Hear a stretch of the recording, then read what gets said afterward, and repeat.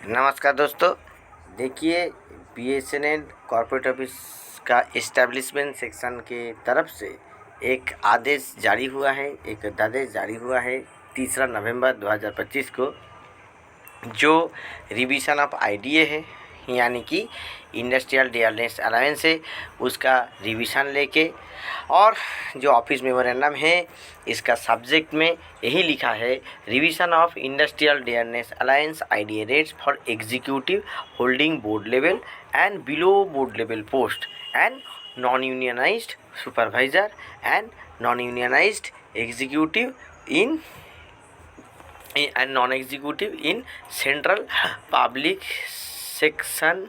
Enterprise CPSE with effective from 1/10/2025, यानी कि 1 अक्टूबर से जो आईडीए बढ़ने वाला है उसके संबंधित ये अध्यादेश है। तो इस अध्यादेश में क्या लिखा है कि देखिए, जो मिनिस्ट्री ऑफ फाइनेंस का डिपार्टमेंट ऑफ पब्लिक एंटरप्राइज यानी कि डीपीई का जो ऑफिस मेमोरेंडम नंबर है so and so,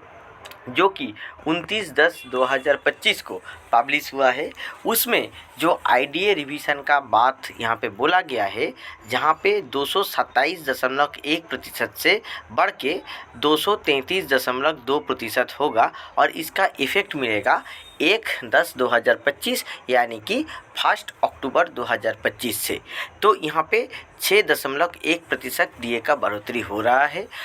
the same will be implemented with respect to board level and below board level executive and non executive employees in BSNL drawing pay in IDA pay scale revised with effect from 1/10/2007, यानी कि 1/10/2007 का जो पे scale है, यानी कि second PRC वाला पे स्केल है, वहाँ पे